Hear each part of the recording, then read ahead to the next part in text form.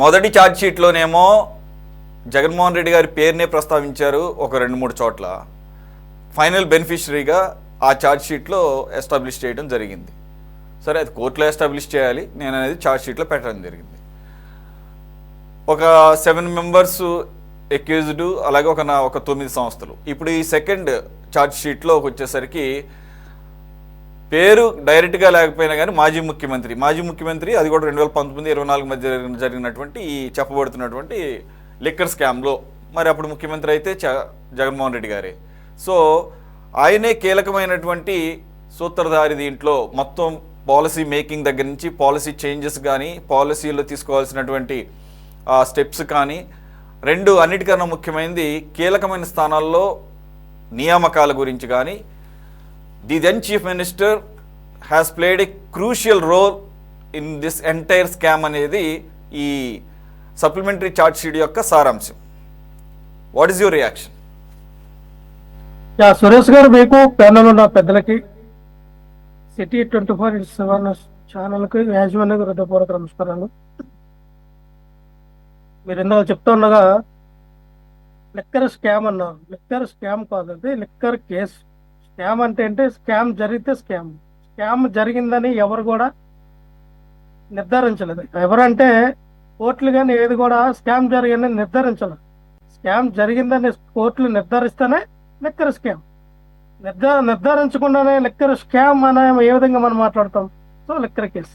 నేను ఇక్కడ ఏమంటానంటే సురేష్ గారు, 1225 పేజీలు 6 వాల్యూమ్ ఏవో చెప్పారు వీళ్ళు. 1225 కాకపోతే 125 పేజీలు పెట్టుకోమనండి, ఏమవుతుంది? 6 కాకపోతే 166 వాల్యూమ్స్ పెట్టుకోమనియండి, ఏమవుతుంది? అక్కడ ఏమి జరగలేదు మొర్రో, అసలు స్కామ్ అనేదే జరగలేదు. జరగని దానికి జరిగిందని మీ యొక్క ఫ్యాబ్రికేటెడ్ డాక్యుమెంట్లు పెట్టుకొని ఏదో అదిగో జగన్మోహన్ రెడ్డి గారు ఆచ్యుడు, జగన్మోహన్ రెడ్డి గారి వల్లే ఈ యొక్క కొత్త పాలసీ వచ్చింది, జగన్మోహన్ రెడ్డి గారే వీటన్నిటిని వెనక ఉండే నడిపించారు, తర్వాత జగన్మోహన్ రెడ్డి గారు, ఓఎస్డి కృష్ణమోహన్ రెడ్డి గారు, తర్వాత ధనంజయ రెడ్డి గారు, తర్వాత గోవిందప్ప, తర్వాత వాసుదేవరెడ్డి, తర్వాత సజ్జల రామకృష్ణారెడ్డి గారు, తర్వాత మిథున్ రెడ్డి గారు, తర్వాత ఇంకెవరు మీకు నచ్చినట్టుగా 47-48 మందిని చేర్చారు. అందులో చేర్చండి, అవసరమైతే మరొక 10-15 పేర్లు చేర్చండి, ఎవరు వద్దంటారు? కానీ ఒకటి నేను ఇక్కడ ఏమంటానంటే, అసలు మనీ ట్రయల్ ఎటు నుంచి ఎటు జరిగింది, ఏ దేశానికి వెళ్ళింది, ఏ దేశం నుంచి ఎవరి అకౌంట్లోకి వచ్చినాయి, ఎవరి అకౌంట్లో ఆ డబ్బులు పడినాయి తీయండి బయటకు. ముందు ఆ జిఎస్టీ వాళ్ళు పిలిపించండి, ఆ ఇన్కమ్ ట్యాక్స్ వాళ్ళు అసలు మనీ ట్రాన్స్ఫర్ ఎటు నుంచి ఎటు లేదని తెలుసుమని చెప్పండి. మీ దగ్గర ఏమున్నాయి? ఇప్పుడు ఎవరైతే సిట్ అధికారులు ఉన్నారో, సిట్ దర్యాప్తు చేస్తూ ఉందో వాళ్ళ దగ్గర ఉన్నటువంటి అథెంటిక్ ఇసేయండి. వాళ్ళ దగ్గర ఉన్నటువంటి ప్రామాణికంగా ఉన్నటువంటి ఆధారాలు ఏంటి, ఏ ఆధారాలతో ముందుకెళ్తా ఉన్నారో రేపు కోర్టులో తేలితాయి. మీరేదో ఉట్టుపునానుకో ఏదో పేపర్లు A4 సైజు పేపర్లు దొరికినాయి కదా, A4 సైజులు మనకి ఎన్ని కావాలంటే దొరికితే, అవసరమైతే ఒక లారీ దొరికితే లారీకి అంతా 2 లారీలు పెట్టండి, ఎవరుతున్నారు? ₹2 ₹3 కదా A4 సైజు పేపరు. సో నేనేమంటానంటే, ఇక్కడ A4 సైజు పేపర్తో వచ్చిన మ్యాటర్ కాదు కదా, అక్కడ జరిగిందంతే. జరిగిన స్కామ్ జరిగితే ఎవరికి వచ్చినాయి, ఎవరు దానికి అకౌంట్లో. ఒకసారి ఏమంటారు, డిజిటల్ పెట్టలేదు కాబట్టి స్కామ్ జరిగిపోయింది. ఎంత ఫూలిష్నెస్గా మాట్లాడతారు నాకు అర్థం కాదు. డిజిటల్ స్కామ్కి సంబంధం ఏంటి?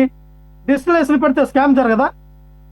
స్కామ్ చేయాలనుకుంటే డిజిటల్ నిజంగానే 1,06,000 కోట్ల రూపాయలు, 1,06,500 కోట్ల రూపాయలు స్కామ్ చేయాలంటే డిజిటల్ చేస్తే స్కామ్ జరగదా? అదేమన్నా స్కామ్ జరిగేది ఏమన్నా మీరు ఇదేమని చెప్పండి. చేయాలనుకుంటే చేయగలరు సార్. స్కామ్ జరగాలంటే ఎలాగే స్కామ్ జరుగుతుంది సార్, కానీ మీరు అదే పూర్తిగా ఎలా చూపిస్తారు? నేనేమంటానంటే సురేష్ గారు, ఇక్కడేమో 90,000 కోట్ల రూపాయలు మాన్యువల్గా వచ్చినాయి, ఒక 10,000 కోట్లు 6,000 కోట్లు డిజిటల్గా వచ్చినాయి. ఇగో ఇక్కడ స్కామ్ జరిగిపోయిందని మీరు అన్నితో జరగపోదు. ప్రతిదానికి కూడా వాళ్ళు ఇప్పుడు ఒక రోజు ఎన్ని వేల కేసులు అమ్మారు, 8,000 కేసులకి 10,000 కూడా కాదండి బాబు, ఒక్క నిమిషం ఆగండి. 10,000 కూడా కాదు, జస్ట్ 690 కోట్లు అంతే. మొత్తం 96,400 కోట్లు కూడా మొత్తం ఇది క్యాష్ పేమెంట్సే. అదేం పెద్ద విషయం కాదంటారా? Right, okay. 6,500 కోట్ల రూపాయలు మీరు అన్నిటికీ క్యాష్ డిజిటల్ పేమెంటే జరిగినాయి. తప్పేముందన్న? ఈ రోజున మీరు చేస్తుంది పెద్ద స్కాము, కూటమి ప్రభుత్వం చేస్తుంది పెద్ద స్కామ్ కదా. ఏవైతే టెండర్లకు పిలిచారు, టెండర్లకు పిలిచి ఒక్కొక్కడికేమో 2 లక్షలు 3 లక్షలు కట్టించుకున్నారు. వాడికేమో ఆ షాపు రాగానే ఆ షాపు వాడిని ఆ ఎమ్మెల్యే బెదిరించి, ఇగో మేము 20 లక్షలు ఇస్తాం మాకు ఇచ్చే, లేదా నెలకి మాకు 20 లక్షలు పంపించు అని చెప్తే ఇలా ఏం చేస్తా ఉన్నారు. అవన్నీ ఇప్పుడు అదే సార్, అవన్నీ పాతయే, అవన్నీ పాత మెథడ్సే, అవన్నీ పాత మెథడ్సే. ఒక్క నిమిషం, మీరు చెప్పింది కరెక్టే. అవన్నీ పాత మెథడ్సే. వైఎస్ఆర్ హయాంలో జరిగింది, గతంలో కాంగ్రెస్ గారు ప్రభుత్వంలో జరిగింది, టీడీపీ ప్రభుత్వంలో జరిగింది. అవన్నీ పాత మెథడ్స్, అవన్నీ కామన్గా జరుగుతాయి. అసలు లిక్కర్ బిజినెస్ అంటేనే అది. కానీ మీరు దాన్ని అసలు సమూలంగా మార్చేశారుగా. అసలు స్కామ్ అంటే ఎలా చేయాలి అంటే ఇది వినూత్న పద్ధతిలో వెరీ ఇన్నోవేటివ్గా మార్చారు కదా. దాని గురించి కదా ఇప్పుడు డిస్కషన్ అంతా, ఇన్నోవేటివ్గా.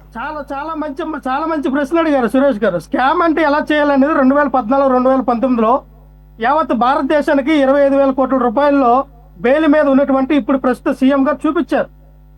మీకు తెలుసా, 25,000 కోట్ల రూపాయల స్కామ్ జరిగిన దాంట్లో బెయిల్ మీద ఉన్నారు ఇప్పుడు మన ముఖ్యమంత్రి గారు. ఆయన అడిగితే చెప్తారు. ఎవరు? చంద్రబాబు నాయుడు గారు. మీ ఛార్జ్ షీట్ లో పెట్టింది 3,000 కోట్లే, 3,500 కోట్లే మీరు పెట్టారు. మీరు 25,000 కోట్ల రూపాయలు ఆంధ్రప్రదేశ్ రాష్ట్రానికి బొక్క పెట్టారు కదా. అసలు ఈ 3,500 కోట్లు కూడా ఉందా లేదో తెలియదు.